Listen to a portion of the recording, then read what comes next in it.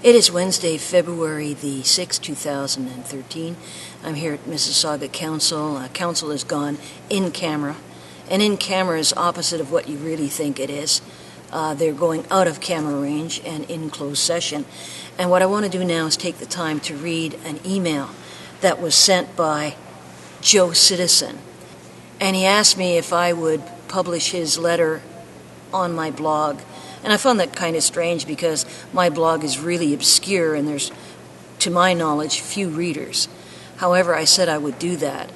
And what I want to do is I want to read the two emails that he wrote me.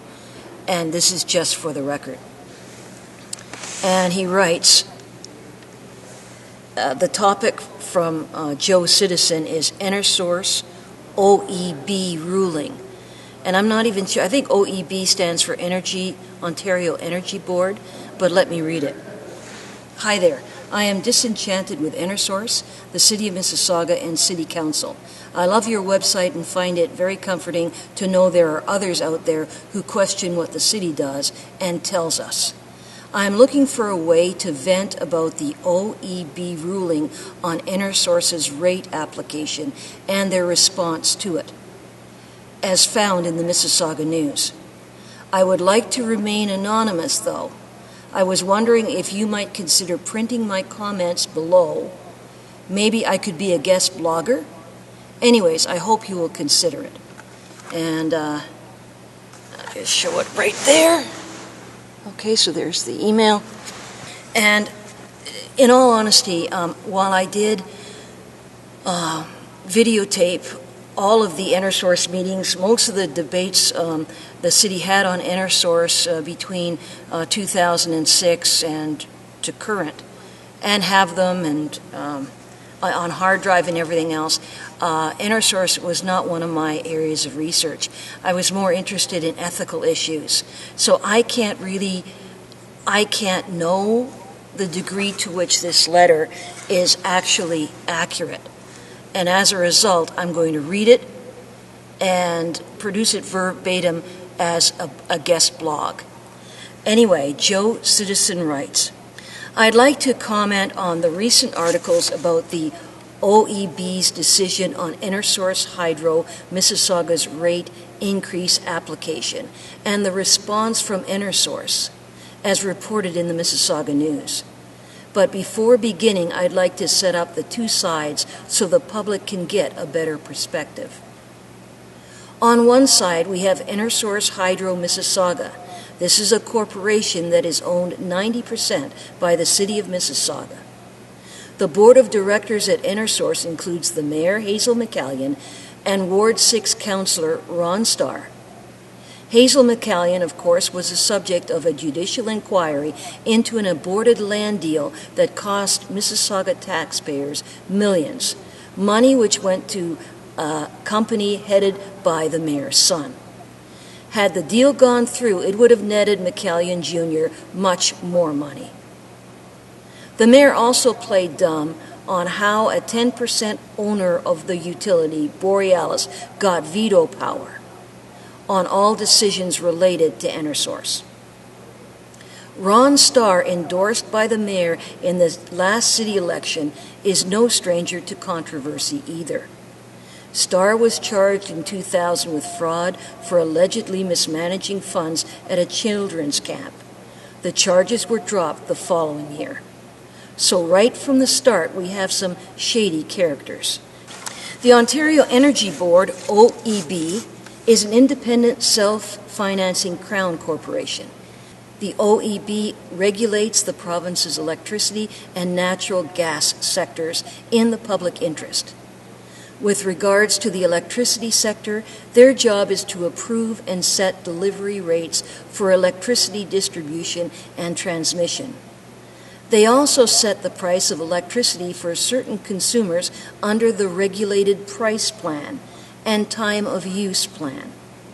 They are the industry watchdog with the public's interests at heart. It should be noted that the OEB isn't just a handful of government drones making rulings. They appear to use a variety of outside groups to assist with comparisons and discussions. In the Enersource ruling, it appears the following groups/entities were involved: Energy Probe Research Foundation, Vulnerable Energy Consumers Coalition, Consumers Council of Canada, School Energy Coalition, and the Association of Major Power Consumers in Ontario. Once I saw the article in the media and Enersource's response, I headed for the Ontario Energy Board website and downloaded a copy of the actual decision. I would recommend one to do so to get a better understanding of the OEB's decision. There were essentially 3 findings that they came down with. The first has been well documented by the media regarding the purchase of the new building and the resulting excessive space that Enersource now finds itself with. Enersource counters by saying that this building was the lowest cost option available. One has to assume that this case was presented to the OEB, and they rejected the argument. In fact, the OEB ruling seemed to indicate Enersource did not provide enough evidence to support a lot of their rate application, much less their building argument. In many cases, it seemed the OEB was doing Enersource a favor and making some comparisons on their behalf. At face value, the response by Enersource to the public seems valid, but only with regards to the building. The rest of their response seems to be, quote, "We have the lowest rates, we know what we're doing, ... trust us." Getting back to the building, one has to believe that either this fact about the new building being the cheapest option was not presented to the OEB, or if it was not sufficient.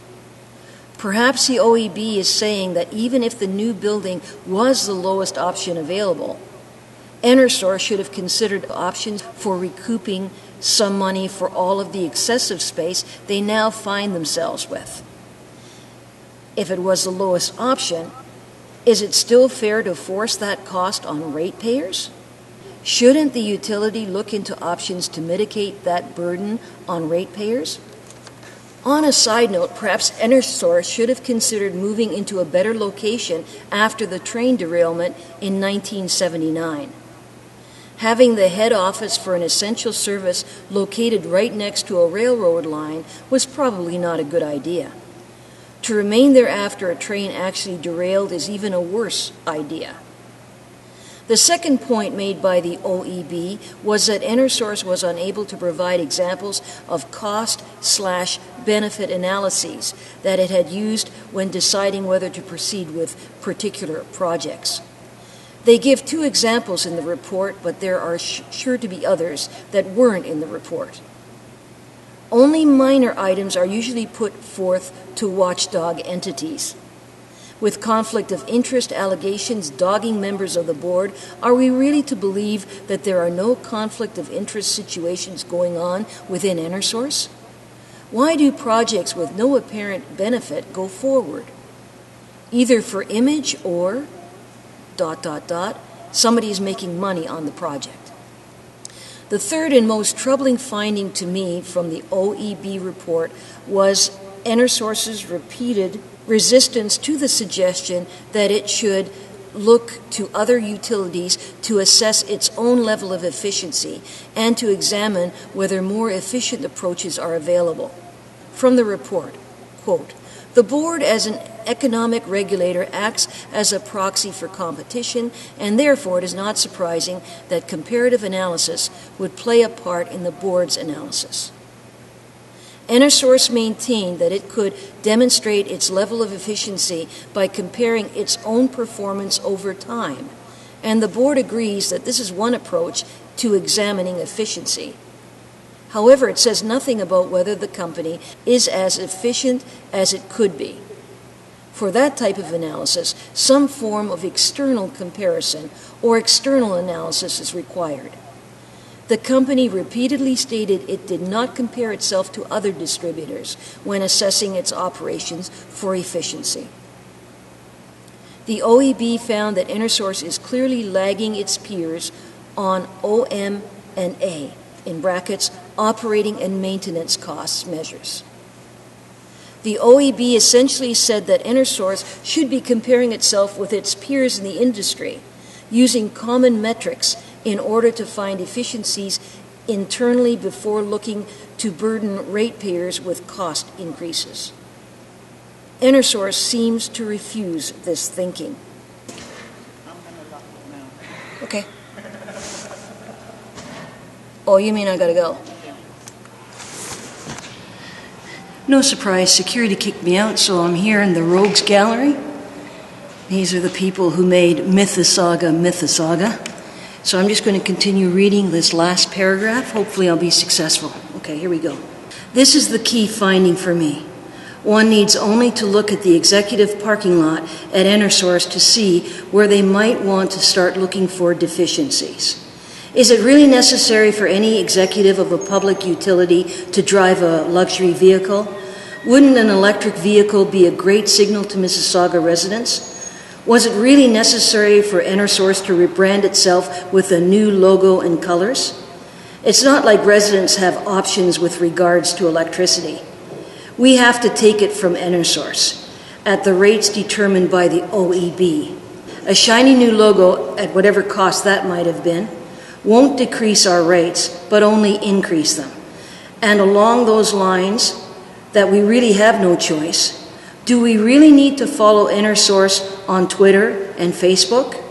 Other than appearing hip again, what cost savings do these initiatives provide?